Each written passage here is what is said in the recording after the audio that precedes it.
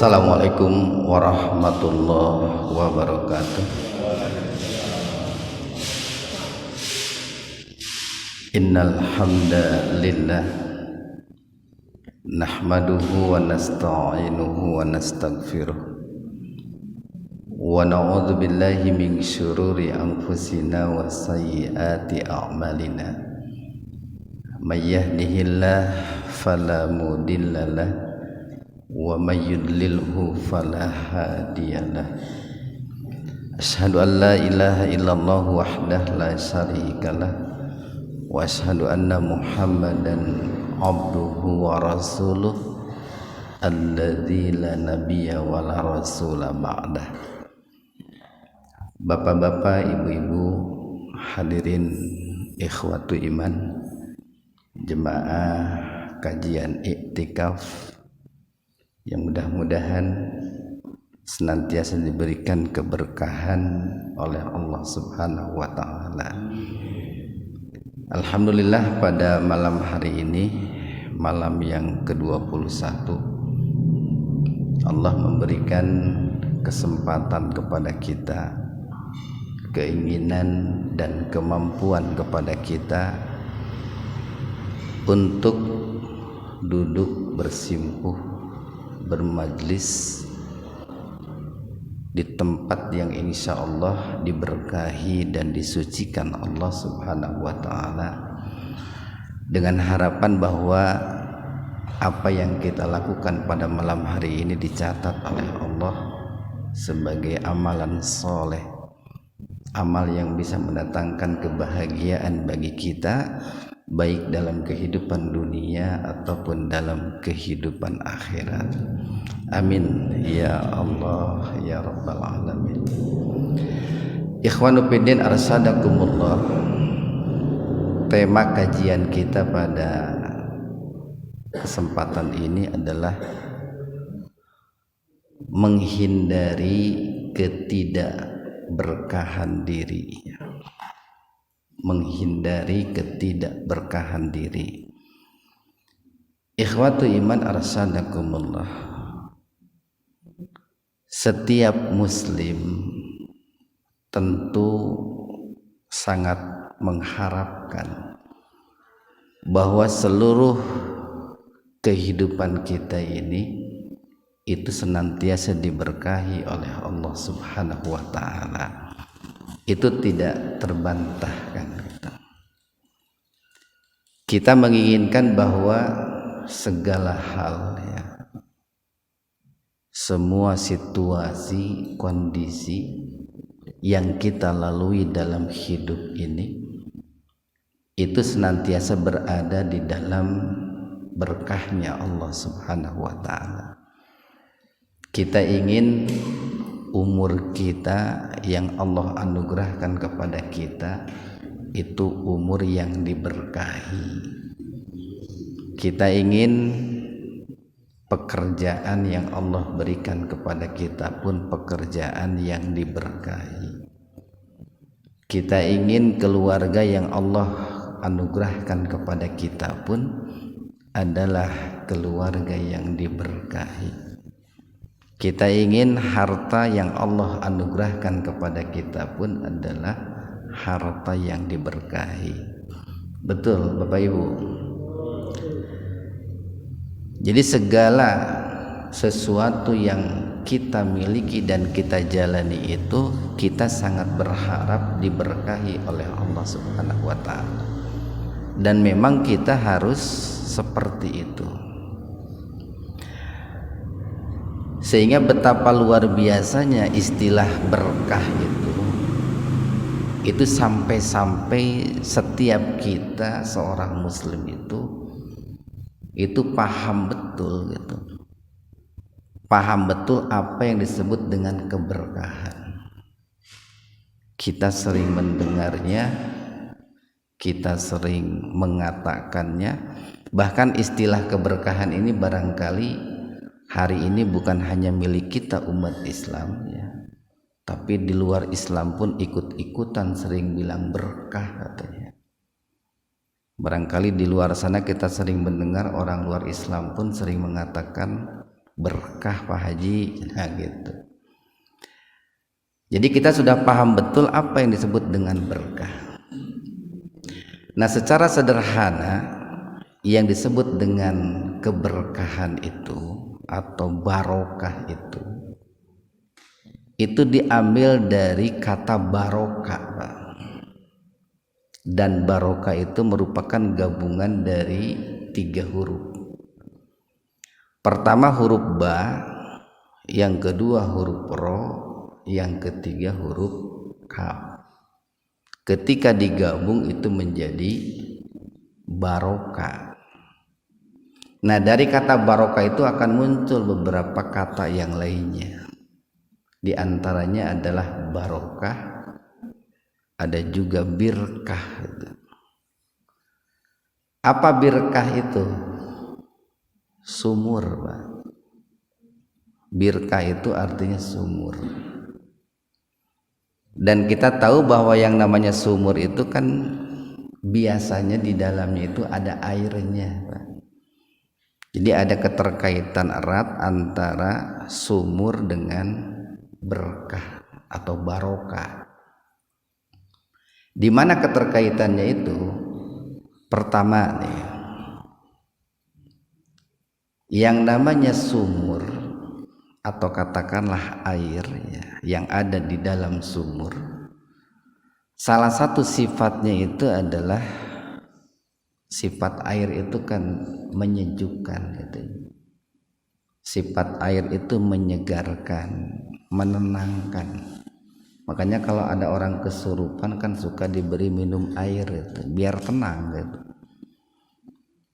Nah begitu pula orang yang hidupnya diberkahi, hartanya diberkahi, umurnya diberkahi, itu akan mendapatkan ketenangan dalam hidup, mendapatkan ketentraman dalam hidup.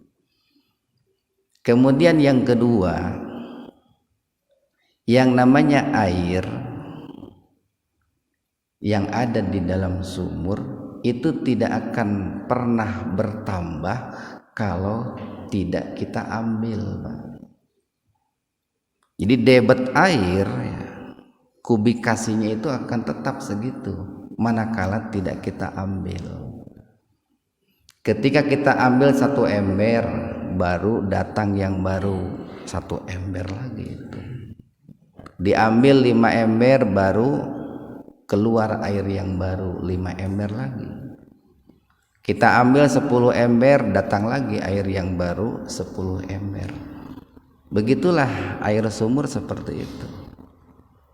Nah begitu pula harta kita, umur kita, keluarga kita, ataupun apapun itu akan bertambah manakala kita keluarkan, kita gunakan di jalan yang diridhoi oleh Allah Subhanahu wa taala. Jadi harta kita itu akan bertambah, baik itu kuantitas terlebih-lebih kualitasnya, ketika kita ambil kemudian kita keluarkan. Umur kita pun akan bertambah minimal kualitasnya ketika kita gunakan umur itu dalam ketaatan. Kemudian yang ketiga, yang namanya air di dalam sumur, jika tidak kita ambil, tidak kita gunakan, itu akan menjadi tidak baik Pak. Mungkin warnanya akan berubah ya. Mungkin berwarna hijau. Apalagi kalau air sumur itu sering terkena matahari, akan berubah warnanya itu. Aromanya pun akan menjadi tidak sedap gitu. Rasanya pun menjadi tidak enak gitu. Bahkan mungkin dalam waktu yang cukup lama, air yang ada di dalam sumur itu akan ditumbuhi oleh lumut, rumput, bahkan mungkin dijadikan sebagai sarang nyamuk gitu Pak. Nah begitu pula kenikmatan-kenikmatan yang Allah berikan kepada kita, baik itu umur, harta, keluarga, pekerjaan ataupun yang lainnya, Manakala tidak kita gunakan di jalan Allah, tidak kita syukuri sesuai dengan kehendak Allah, maka itu tidak akan menjadi baik, Pak. Harta kita tidak akan menjadi baik manakala tidak dikeluarkan zakatnya, infaknya, sedekahnya. Umur kita pun tidak akan menjadi baik manakala tidak kita gunakan di jalan Allah. Keluarga kita pun tidak akan menjadi baik manakala tidak berjalan di jalan Allah. Nah, ikhwanu fiddin arsadakumullah, jadi sekali lagi bahwa seluruh kita umat Islam itu sangat mengharapkan bahwa hidup kita ini senantiasa diberikan keberkahan oleh Allah Subhanahu wa taala. Nah, akan tetapi kalau kita lihat ya, realitasnya di masyarakat itu kan tidak semua kita umat Islam itu hidupnya itu diberkahi oleh Allah Subhanahu wa taala. Ada juga sebagian orang itu yang mungkin dalam hidup ini jauh dari keberkahan Allah gitu. Ada mungkin orang yang umurnya jauh dari keberkahan, pekerjaannya jauh dari keberkahan, keluarganya pun jauh dari keberkahan. Bahkan tidak sedikit di antara orang itu yang mungkin hidupnya itu mengalami kegagalan ataupun kebangkrutan. Dalam arti bangkrut di sini bangkrut menurut konsepsi Islam gitu ya. Nah, lalu bagaimana caranya gitu?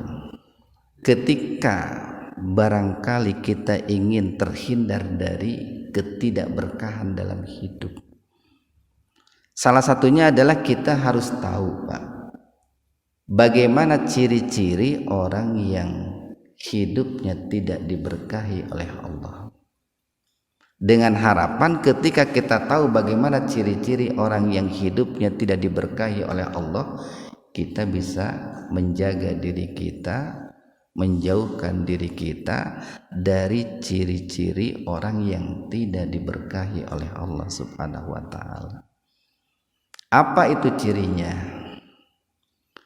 Ikhwanu fiddin arsadakumullah, suatu ketika seorang ulama yang bernama Imam Al-Qusairi dalam kumpulan risalahnya yang disebut dengan Risalah Qusairiyah, beliau menceritakan bahwa suatu hari ada seorang ulama yang bernama Abu Usman Al-Khairi itu datang, berkirim surat gitu kepada sahabatnya yang juga seorang ulama yang bernama Muhammad bin Fadil. Nah, Abu Usman ini dalam suratnya bertanya kepada Muhammad bin Fadil, wahai sahabatku, tolong beritahukan kepadaku tentang ciri-ciri orang yang hidupnya tidak diberkahi Allah Subhanahu wa taala. Kemudian Muhammad bin Fadil ini membalas suratnya untuk menjawab pertanyaan sahabatnya itu, yang di dalam jawabannya itu beliau mengatakan bahwa minimal ada 3 ciri orang yang hidupnya tidak diberkahi oleh Allah Subhanahu wa taala. Nah, mudah-mudahan ketiga yang akan dijelaskan oleh beliau dalam isi suratnya itu tidak ada di dalam diri kita, tidak ada dalam hidup kita. Karena ketika ada salah satunya saja, itu sebuah pertanda bahwa hidup kita itu jauh dari keberkahan Allah Subhanahu wa taala. Yang pertama, ciri orang yang tidak diberkahi oleh Allah Subhanahu wa taala itu adalah dia diberikan kemudahan oleh Allah untuk memahami ilmu, tetapi dia tidak mengamalkan ilmunya. Nah, itu Pak. Itu ciri orang yang hidupnya tidak diberkahi. Jadi kemampuan intelektualnya luar biasa, Pak. Ketika barangkali dia membaca sebuah buku, dia mudah untuk memahaminya. Ketika dia menghafal Al-Quran, dia pun mudah untuk menghafal Al-Quran. Ketika dia mendengarkan tausiah, walaupun barangkali 1 jam 2 jam, dia mampu untuk menangkap, untuk menyerap. Sehingga dia itu secara keilmuan luar biasa gitu. Tetapi dia tidak mampu untuk mengamalkan ilmunya. Itu sebuah pertanda bahwa hidupnya itu, khususnya ilmunya itu, tidak diberkahi Allah Subhanahu wa ta'ala. Na'udzubillahi min dzalik. Ikhwatu iman arsadakumullah, perlu kita sadari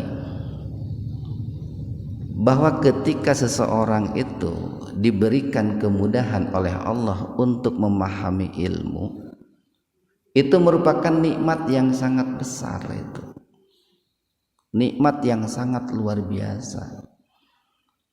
Bahkan jangankan mudah untuk menangkap ilmu, mau datang ke majelis ilmu, mau datang ke majelis zikir, itu merupakan sebuah kenikmatan yang sangat luar biasa.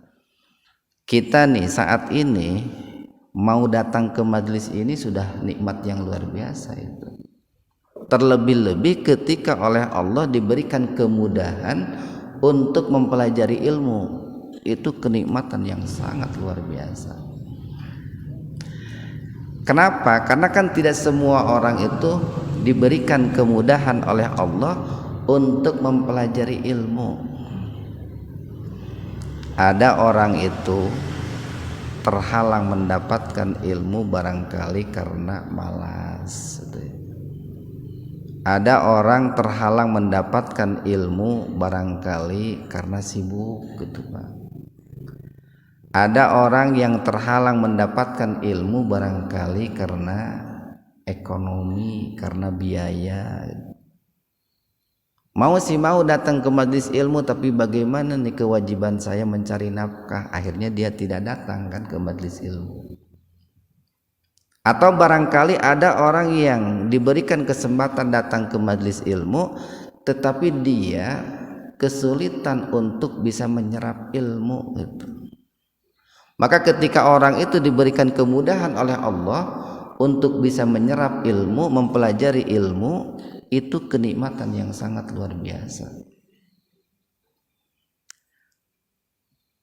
Apalagi kalau kita melihat apa yang disabdakan oleh Rasulullah sallallahu alaihi wasallam, betapa luar biasanya kan yang namanya ilmu itu kan nikmat yang sangat luar biasa. Suatu ketika Rasulullah itu di hadapan para sahabatnya, beliau pernah mengatakan begini, tilawah Al-Quran itu merupakan amalan utama orang-orang yang senantiasa mendapatkan perlindungan Allah Subhanahu wa ta'ala. Karena memang Al-Quran itu sebagai pelindung diri, Pak. Terlebih-lebih kan muawwidatain ya. Apa muawwidatain itu? 1 An-Nas, 2 Al-Falaq. Itu kan 2 surat pelindung diri kita, benteng diri kita. Kemudian kata Rasulullah, salat itu merupakan amalan utama orang-orang yang tidak berdaya. Makanya Al-Quran mengatakan wasta'inu bisabri wassalah. Minta tolonglah kalian dengan kesabaran dan sholat. Itu terlebih-lebih bagi orang yang tidak berdaya. Terlebih-lebih ketika orang itu mendapatkan kesulitan dalam hidup, mendapatkan ujian-ujian dalam hidup, kemudian dia berada dalam ketidakberdayaan, maka minta tolonglah kepada Allah dengan sholat itu. Kemudian yang ketiga kata Rasulullah, saum itu adalah amalan utamanya orang-orang miskin. Kenapa amalan utama orang-orang miskin? Karena kan saum itu menahan lapar, menahan haus. Dan bagi orang miskin menahan lapar dan haus itu merupakan sesuatu yang sudah biasa. Kemudian yang keempat, sedekah itu adalah amalan utamanya orang-orang yang lembut hatinya. Jadi berat, Pak, bagi orang yang hatinya keras, bagi orang yang hatinya kasar, untuk bisa bersimpati, berempati, bersedekah kepada orang lain itu berat. Beda dengan orang-orang yang lembut hatinya. Makanya ketika ada orang yang hatinya keras, Rasulullah menganjurkan untuk memperbanyak bersedekah, terutama kepada anak yatim. Karena ketika orang itu dekat dengan anak yatim, sayang terhadap anak yatim, maka itu bisa melembutkan hati. Kemudian kata Rasulullah, tafakur itu adalah amalan utamanya orang-orang yang lemah. Di akhir perkataannya Rasulullah berkata begini, maukah kalian saya tunjukkan amalan utamanya para pahlawan, katanya. Sahabat waktu itu sangat antusias, Pak. Mereka mengatakan, tentu saja ya Rasulullah, kami ingin tahu apa amalan utama para pahlawan itu. Rasul mengatakan tolabul ilmi, mencari ilmu itu merupakan amalan utama para pahlawan. Karena ilmu itu akan menjadi cahaya, menjadi penerang bagi orang-orang yang beriman, baik dalam kehidupan dunia ataupun kelak dalam kehidupan akhirat.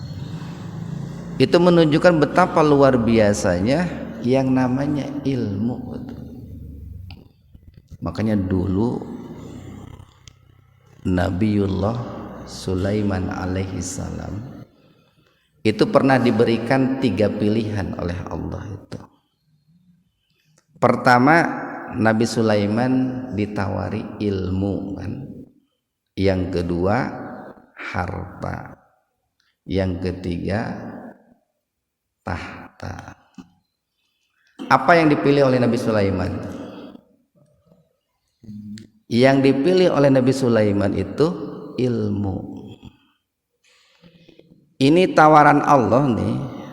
Seandainya ditawarkan kepada kita, kira-kira kita mau milih apa, Pak?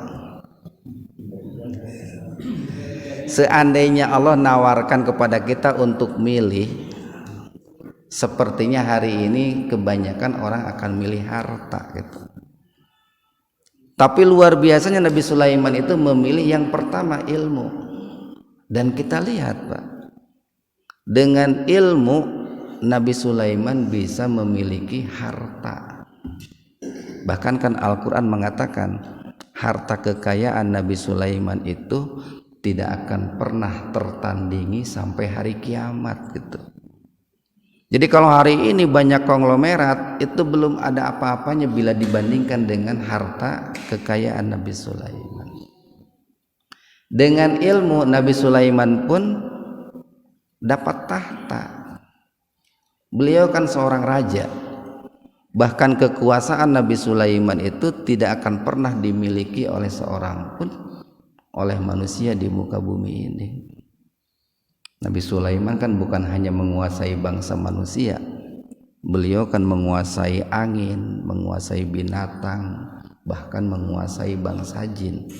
Nah, jadi dengan ilmu itu harta didapat, tahta didapat, bahkan wanita pun bisa didapat. Itu dengan ilmu. Nah, maka ketika orang itu diberikan kemudahan oleh Allah untuk bisa mempelajari ilmu, itu kenikmatan yang sangat luar biasa. Nah, akan tetapi ada orang ketika diberikan kemudahan untuk bisa menyerap ilmu itu, kemudian ilmunya didapat, tetapi dia tidak mengamalkan ilmunya. Nah, maka dari yang tadinya menjadi nikmat itu berubah menjadi malapetaka, Pak. Kenapa? Karena dia tidak mendapatkan keberkahan dari Allah, tidak mendapatkan keberkahan dari hidupnya gara-gara tidak mengamalkan ilmunya. Nah, bagaimana mengamalkan ilmu itu? Secara garis besar mengamalkan ilmu itu ada dua. Pertama bil qaul, yang kedua bil fi'l. Bil qaul itu dengan ucapan, Pak. Kita mengamalkan ilmu yang sudah kita dapat, kita pahami dengan cara menyampaikan kepada orang lain, dengan cara mengajarkan kepada orang lain, dengan cara mendakwahkan kepada orang lain. Siap Bapak Ibu? Aduh Ustadz, kan saya bukan Ustadz katanya, saya bukan guru. Untuk menyampaikan ilmu itu tidak perlu menunggu jadi ustadz gitu. Untuk menyampaikan ilmu itu tidak perlu di atas mimbar gitu. Jadi ibu-ibu bisa menyampaikan ilmu itu di dapur sambil masak gitu Bu ya. Bapak tadi kata ustadznya begini gitu. Nah, ibu itu pernah dengar kata Pak Ustadz itu harus begitu. Di dapur itu kan, bukan di masjid, dan tidak perlu di atas mimbar. Itu bil qaul. Karena yang namanya dakwah, menyebarkan Islam, amar ma'ruf nahil mungkar, itu bukan tugas khusus seorang ustadz, tapi tugas semua orang-orang yang beriman. Tentu sesuai dengan kapasitas dan kemampuan kita masing-masing. Kemudian yang kedua, mengamalkan ilmu itu adalah bil fi'al, yaitu dengan mempraktekkan, Pak.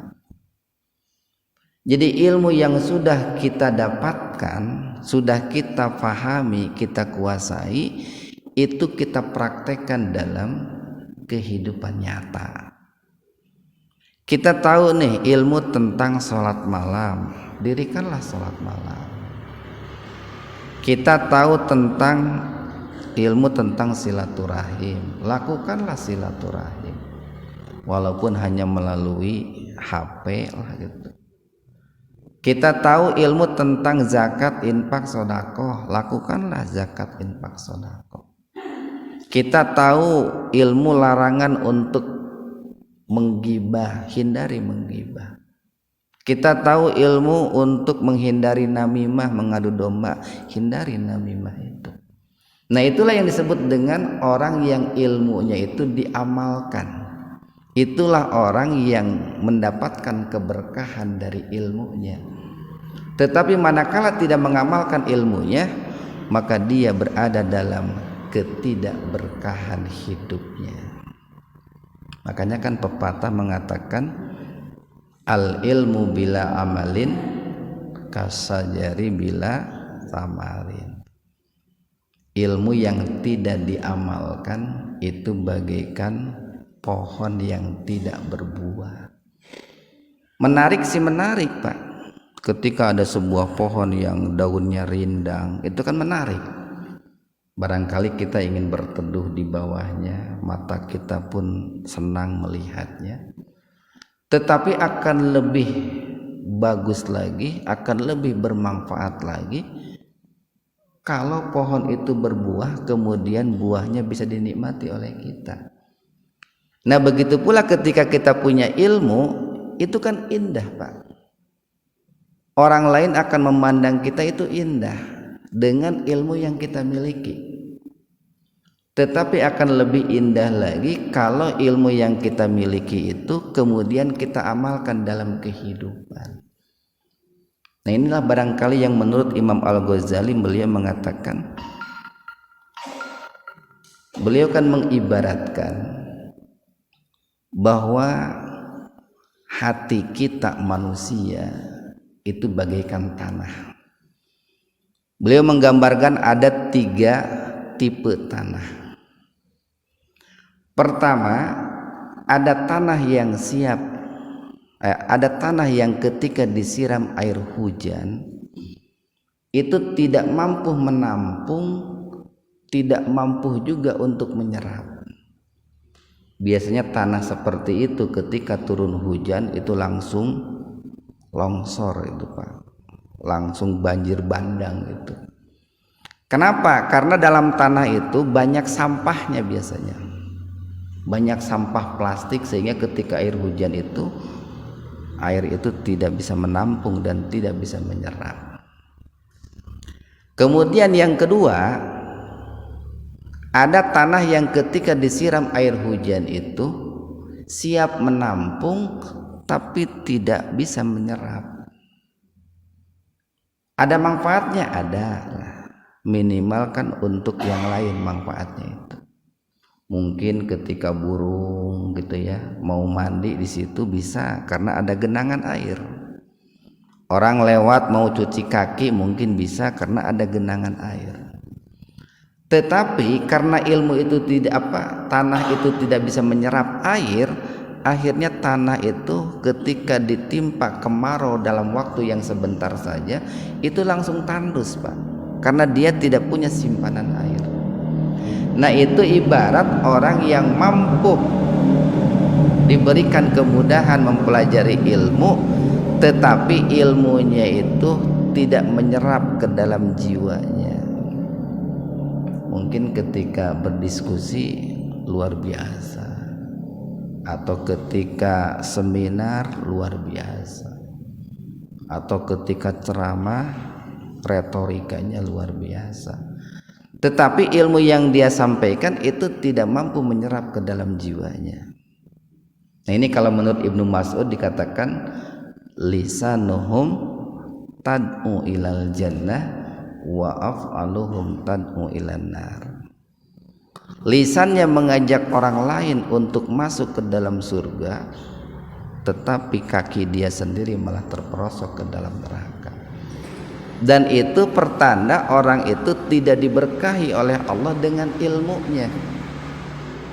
Nah kata Imam Ghazali, yang ideal itu adalah tipe tanah yang ketiga. Ketika turun hujan itu mampu menampung air, mampu juga menyerap air hujan. Air yang dia tampung bisa dimanfaatkan oleh makhluk yang lain. Kemudian air yang dia serap itu bisa juga dijadikan sebagai cadangan untuk musim kemarau. Nah orang yang ideal pun ketika dia itu disirami oleh ilmu itu mampu menampung tapi mampu juga untuk menyerap. Dia tampung dalam kepalanya gitu ya. Baca buku sekian persen dia kuasai, baca Quran sekian persen dia hafal, dengarkan tausiah sekian persen dia serap, kemudian dia sampaikan kepada orang lain. Tetapi di samping dia menyampaikan kepada orang lain, dia pun mampu mengamalkan. Kenapa? Karena dia mampu menyerap ilmunya. Nah inilah yang ideal. Itulah ilmu yang diberkahi oleh Allah Subhanahu wa ta'ala. Itu yang pertama Pak. Kemudian yang kedua, ciri orang yang tidak diberkahi dalam hidupnya itu adalah orang yang diberikan kemampuan untuk beramal, tetapi dia tidak ikhlas dengan amalnya. Orang yang diberikan kemampuan untuk beramal, tapi tidak ikhlas dalam beramal. Perlu kita pahami bahwa keikhlasan itu merupakan kunci utama diterimanya amal ibadah kita. Tanpa keikhlasan segalanya akan sia-sia Pak. Orang infak 1000 ikhlas itu lebih baik ketimbang orang infak 10 juta tidak ikhlas Pak. 1000 kalau ikhlas jadi simpanan di akhirat. 10 juta kalau enggak ikhlas tidak akan jadi simpanan sedikit pun. Jadi kunci ya kunci kesuksesan, kunci kebahagiaan, kunci kemajuan, kunci orang itu berkembang itu adalah ikhlas, Pak. Makanya rata-rata nih Pak, rata-rata orang-orang yang di dalam hidupnya ikhlas itu berhasil, Pak. Dulu para ulama ketika mereka itu hidup dengan ikhlas, dunia mereka sukses, akhirat mereka pun sukses. Kenapa kok orang yang ikhlas seperti itu? Karena orang yang ikhlas ketika melakukan satu pekerjaan itu tidak akan pernah berhenti sebelum Allah itu memberikan nilai kepada dirinya bahwa dirinya itu seorang mukhlasin. Sementara kan nanti nilainya di akhirat, Pak. Allah memberitahu kamu ini orang ikhlas nanti kan di akhirat. Berbeda dengan orang yang ketika beramal itu tidak ikhlas, maka ketika apa yang diinginkannya tercapai, dia akan berhenti. Kan targetnya bukan karena Allah, tapi karena selain Allah.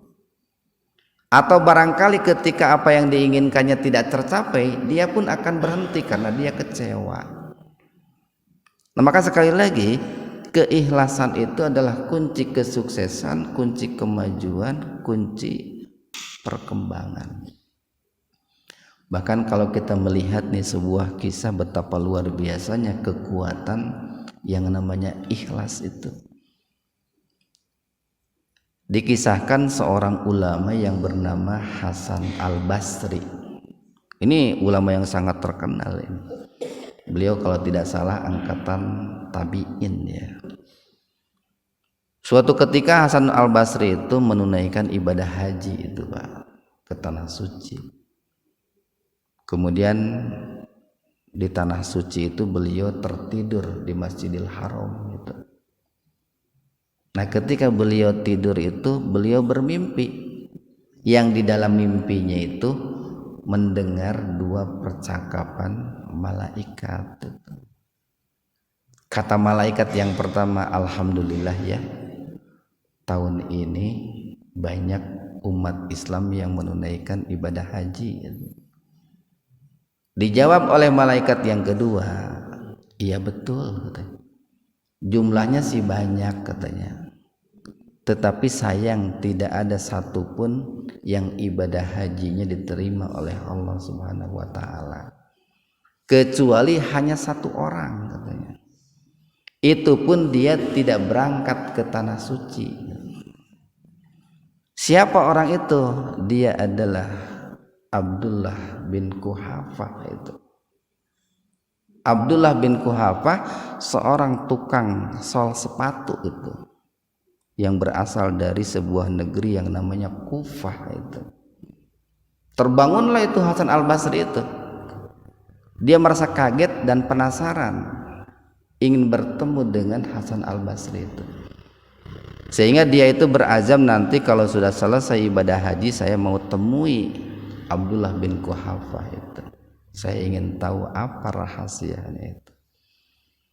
Selesai ibadah haji beliau bergegas itu menuju Kufah. Nanya sama orang-orang Kufah itu, di mana keberadaan Abdullah bin Quhafah itu. Singkat cerita ketemu tuh sama Abdullah bin Quhafah. Lalu menceritakan mimpinya itu. Wahai Abdullah bin Quhafah, saya ini baru pulang dari ibadah haji dari tanah suci. Cuman saya di sana bermimpi bahwa tahun ini tidak ada satupun yang ibadah haji yang diterima, kecuali hanya satu orang, yaitu kamu. Padahal kamu itu kan tidak berangkat ibadah haji ke tanah suci. Apa rahasianya itu? Diceritakanlah tuh oleh Abdullah bin Quhafah itu. Wahai Kisanak, betul. Saya ini sebenarnya tahun ini sudah berniat, berazam untuk ibadah haji ke tanah suci, tapi tidak jadi. Kenapa? Dikisahkan bahwa istri Abdullah bin Quhafa itu sedang hamil itu Pak, sedang hamil. Kemudian suatu hari istrinya itu menginginkan makan daging. Dan daging yang diinginkan itulah daging yang dimasak oleh tetangganya itu. Mau tidak mau seorang suami kan yang namanya orang lagi ngidam kan kudu diturutin ya Bu. Walaupun sudah ditawari, bagaimana kalau kita beli saja ke pasar? Nggak mau katanya, pengen daging yang itu. Dengan perasaan malu, Abdullah bin Quhafa itu memberanikan diri menemui tetangganya untuk meminta daging yang sedang dipasak. Ketika Abdullah bin Quhafa itu masuk ke rumahnya, ya, ditemui bahwa di rumahnya itu ada seorang perempuan tua itu, seorang janda tua yang sedang menggoreng daging. Lalu kemudian memberanikan diri untuk meminta daging yang sedang dipasak itu. Nah pada saat itu si perempuan itu menjawab, wahai Abdullah, daging ini halal untuk kami, tapi haram untuk engkau, gitu. Loh kenapa bisa begitu? Karena daging ini adalah bangkai binatang yang sudah mati tentunya, yang kemudian saya pasak gitu. Kenapa kok kamu pasakkan itu bangkai? Saya ini adalah seorang perempuan tua, punya anak cukup banyak, pekerjaan tidak punya. Sudah beberapa hari ini kami tidak makan gitu. Kalau tidak makan kami bisa mati. Maka dengan terpaksa kami memakan bangkai ini. Maka oleh karena itu daging ini halal untuk kami tapi haram untuk engkau. Nah mendengar apa yang dikatakan oleh perempuan tadi, Abdullah bin Quhafa bergegas pulang ke rumahnya. Dia sambil menangis pulang ke rumahnya dan berkata dalam hatinya, untuk apa saya berangkat haji ke tanah suci sementara tetanggaku hampir mati kelaparan. Diambil itu celengannya itu, tabungannya itu. Kita bisa membayangkan itu Pak, seorang tukang sol sepatu mau berangkat haji ke tanah suci itu nabungnya itu berapa tahun itu kira-kira Pak. Tapi setelah waktunya mau berangkat justru uangnya itu diberikan kepada janda tua tadi. Diberikanlah kepada janda tua tadi itu dengan penuh keikhlasan. Nah disitulah dahsyatnya yang namanya ikhlas itu. Jadi Abdullah bin Quhafa itu walaupun beliau tidak jadi berangkat ibadah haji ke tanah suci, tapi pahala hajinya itu sudah didapat. Kenapa? Karena dia menolong tetangganya dengan penuh keikhlasan. Itulah dahsyatnya ikhlas itu. Bahkan barangkali Bapak dan Ibu sering mendengar ada sebuah cerita kambing dan ubi itu. Ini cukup populer nih cerita kambing dan ubi itu. Saya ulang lagi aja ini. Suatu ketika nih seorang ayah berkata kepada anaknya yang baru lulus pesantren, "Nak, tolong ubi ini kasihkan kepada guru ngajimu karena dia sudah berjasa besar mengajari kamu, mendidik kamu. Ayah hanya punya ubi saja, tidak punya yang lainnya." Berangkatlah tuh si anak itu membawa ubi menemui gurunya, menemui ustadznya dengan niat penuh keikhlasan. Ayahnya sangat ikhlas memberikan ubi itu karena itulah yang dipunya. Sampailah tuh anak itu ke rumah gurunya. Setelah dia mengucapkan salam, suntangan, kemudian anak itu berkata, "Ustadz, saya disuruh oleh ayah saya untuk mengantarkan ubi ini kepada Ustadz. Kata ayah cuma punya ubi yang bisa diberikan." Ustadz ini melihat nih dan tahu juga anak ini jauh nih. Dia habis melakukan perjalanan jauh hanya untuk mengantarkan ubi. Kemudian ustadz itu ke belakang menemui istrinya sambil membawa ubi tadi dan berkata kepada istrinya, Umi, ini murid kita yang kemarin lulus mengirim ubi sama kita. Kira-kira kita mau memberi apa ya sama ayah dia gitu. Dia kan sudah ngasih ubi, kita mau ngasih apa gitu. Kata istrinya itu, Abi, kita nggak punya apa-apa kecuali seekor kambing yang ada di belakang. Kata suaminya, bagaimana kalau begitu, mau Abi kasihkan saja ya. Kemudian istrinya mungkin mengatakan silahkan. Dikasihkanlah itu kambing itu. Ketika kambing itu dikasihkan kepada si murid tadi, muridnya itu kaget. Kenapa kaget? Dia memberi ubi tapi pulangnya dikasih kambing. Di tengah jalan kan ketemu itu sama teman-temannya yang satu angkatan itu. Dari mana kamu bawa kambing? Dari Pak Ustadz. Kok bisa? Ya tadi saya disuruh nganterin ubi sama ayah saya, pulangnya dikasih kambing.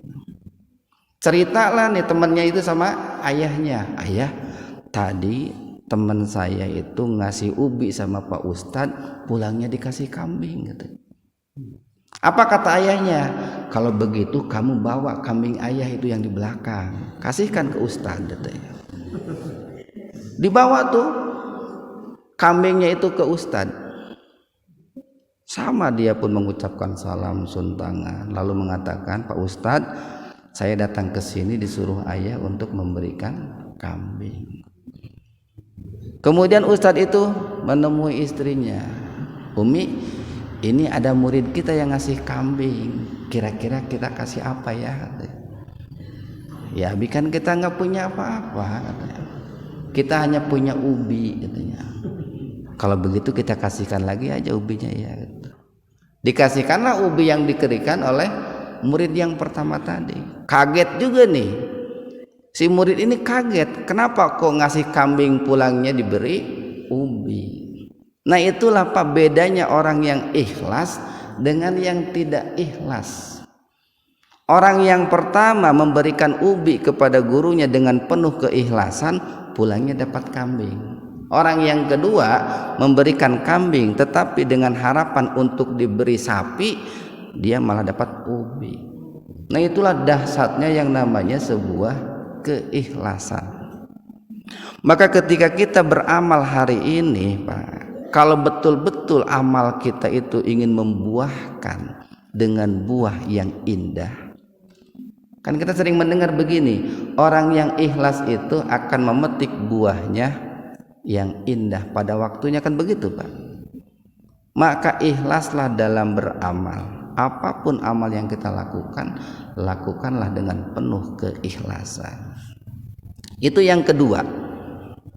Kemudian ciri orang yang tidak diberkahi yang ketiga, yang terakhir, kata Muhammad bin Fadil kepada Abu Usman, yaitu orang yang diberikan kesempatan oleh Allah untuk berteman dengan orang yang soleh, tetapi dia tidak mengambil kebaikan orang yang soleh, tetapi dia tidak menghormati orang yang soleh itu. Maka itu sebuah pertanda bahwa orang itu tidak diberkahi oleh Allah dalam hidupnya.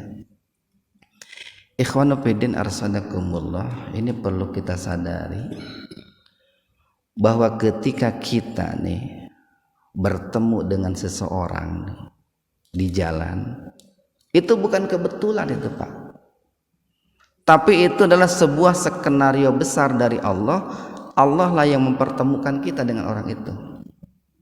Kita nih ketemu dengan pengemis di jalan, itu bukan kebetulan, itu bukan. Allah itu sengaja mempertemukan kita dengan pengemis itu. Kita ketemu dengan orang yang betul-betul sengsaranya di jalan, bukan kebetulan itu, tapi sengaja dipertemukan oleh Allah. Allah ingin menguji kita ketika kita melihat orang yang sengsara itu mau menolong apa tidak gitu.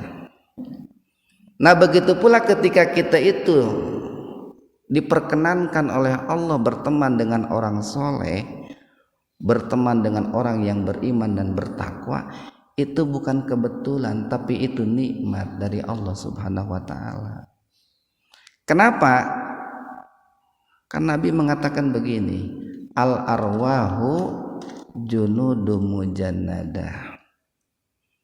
Arwah kita manusia satu sama lain di alam ruh itu saling berkomunikasi, Pak. Berinteraksi. Ruh saya dengan ruh Papi Toyo itu ngobrol di alam ruh itu. Ruh saya dengan ruh Pak Ian, Pak Haji Dede, Pak Dadan itu ngobrol di alam ruh itu. Dan dibuktikannya itu di alam nyata ini, di alam nyata. Jadi ruh kita ngobrol di alam ruh, fisik kita ketemu di alam nyata. Makanya kan nih orang-orang yang soleh seperti bapak dan ibu ini kan tidak mungkin duduk bergandengan, jalan berbarengan dengan preman, kan tidak mungkin, Pak. Kenapa? Karena tidak ada chemistry ruh kita dengan ruh mereka itu. Maka ketika kita itu diberikan nikmat oleh Allah dengan orang-orang yang soleh itu, manfaatkanlah orang soleh itu untuk menjadikan diri kita itu sebagai orang soleh. Itu nikmat. Hormatilah mereka, muliakanlah mereka, ambillah keberkahan dari mereka.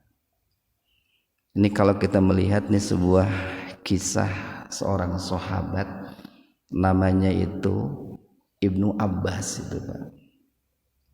Waktu itu Ibnu Abbas itu masih kanak-kanak, Pak, kanak-kanak itu. Barangkali lah kalau usia sekarang itu usia SD. Ibnu Abbas tahu nih pamannya itu, yaitu Nabi Muhammad, itu seorang nabi, seorang rasul, orang yang sangat mulia. Tahu itu. Sehingga Ibnu Abbas itu dia itu punya cita-cita ingin bermalam di rumah Rasulullah, ingin melihat langsung bagaimana cara Rasulullah melaksanakan sholat malam. Mikir tuh kenceng Ibnu Abbas itu. Akhirnya ketemu juga jalannya itu. Kenapa? Kan istri Rasulullah itu pamannya Ibnu Abbas. Siapa, Bu? Siapa istri Rasulullah yang menjadi pamannya, yang menjadi bibinya Ibnu Abbas? Maimunah. Maimunah itu adalah pamannya Ibnu Abbas. Bibinya Ibnu Abbas. Nah suatu ketika Ibnu Abbas itu bilang ke bibinya, Bi, boleh enggak saya nginep di rumah bibi? Boleh. Oh ini kan kesempatan besar nih untuk Ibnu Abbas. Padahal Ibnu Abbas itu pengen nginep di rumah bibinya Maimunah itu, ingin melihat langsung bagaimana sholat malamnya Rasulullah Sallallahu Alaihi Wasallam. Nah ketika nginep di rumah Rasulullah itu, Ibnu Abbas itu semalaman nyediain air itu, Pak. Nyediain air untuk bersuci dan wudunya Rasulullah sallallahu alaihi wasallam. Dulu kan tidak seperti sekarang mudah air itu, Pak. Jadi untuk mendapatkan air itu kan harus ke sumur itu. Sehingga ketika Rasulullah itu bangun mau melaksanakan sholat malam, beliau dapati bahwa di toiletnya itu sudah ada air. Lalu bertanya kepada istrinya, siapa yang menyediakan air ini? Kemudian Maimunah menjawab, Ibnu Abbas. Luar biasa itu kan, Pak. Rasulullah itu walaupun pamannya atau Ibnu Abbas itu walaupun bukan anak Rasulullah, itu kan Rasulullah itu pasti sangat bangga, Pak. Sangat tersentuh gitu, Pak ya.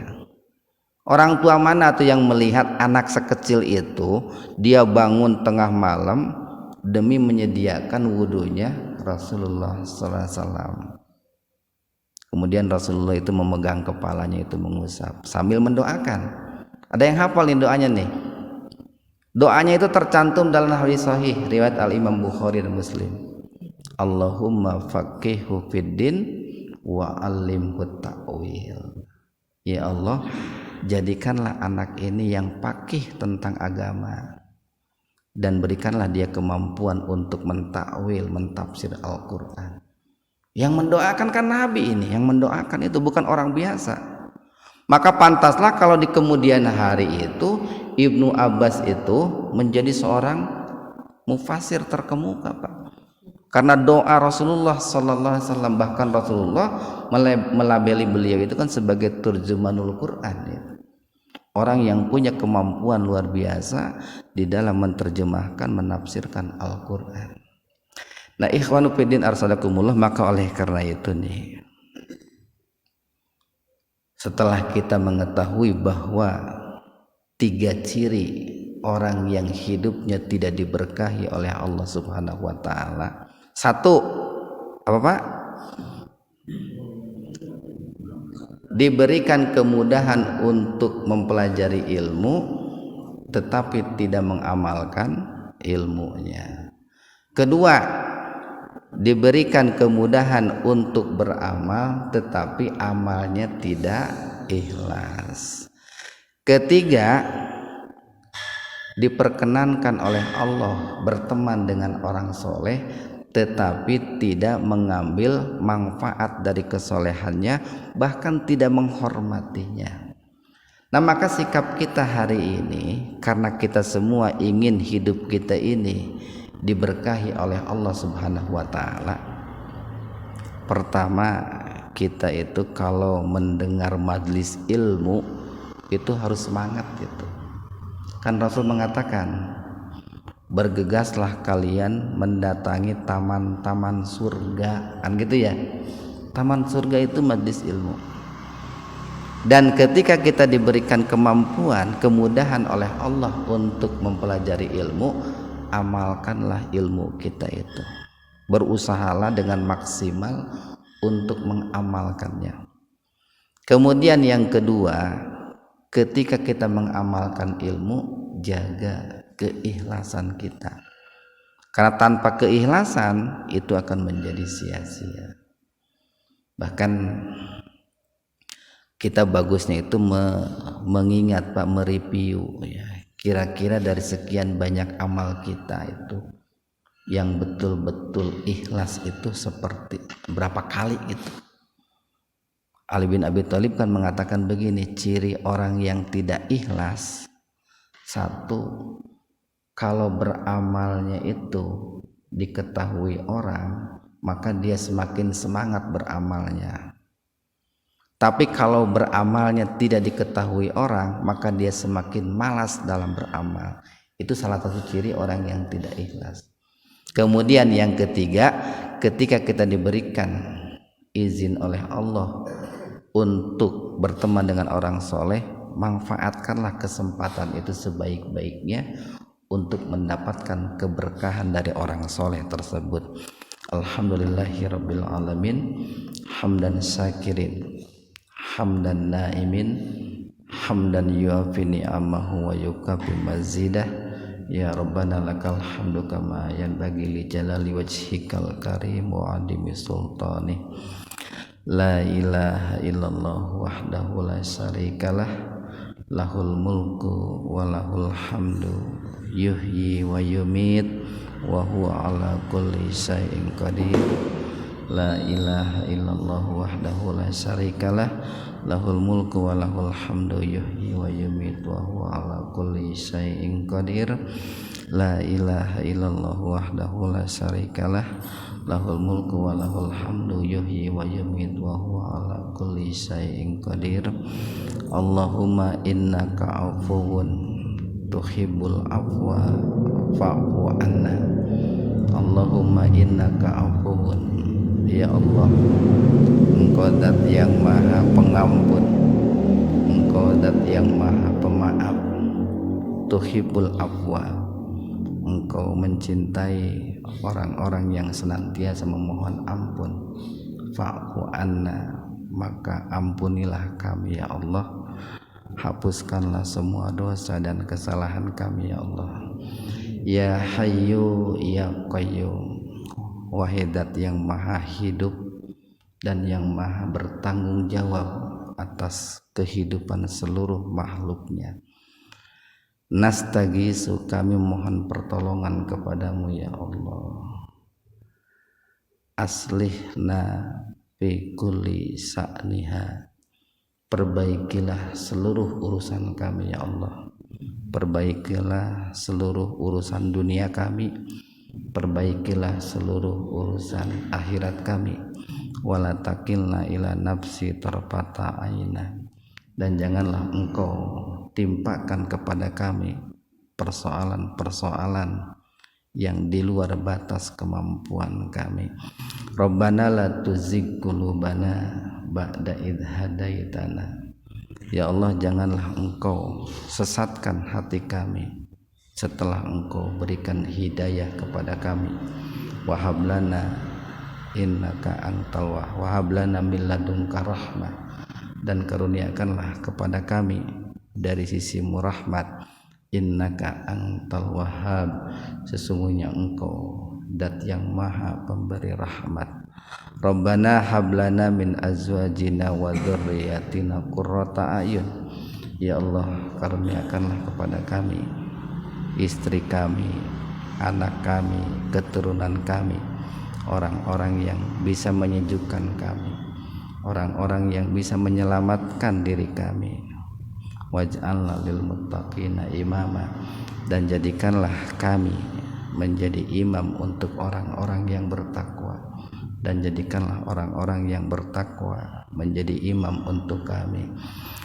Ya Fattah ya Alif, ya Fattah ya Alif, ya Ghani ya Ghani ya Basit, ya Ghani ya Basit, wahidat yang maha kaya dan maha melapangkan rizki, wahidat yang maha pembuka segala kesulitan. Ya Razzaq ya Wahhab, ya Razzaq ya Wahhab, wahidat yang maha pemberi rizki. Allahumma inna nas'aluka ilman nafi'a wa rizqan thayyiba wa amalan mutaqabbala.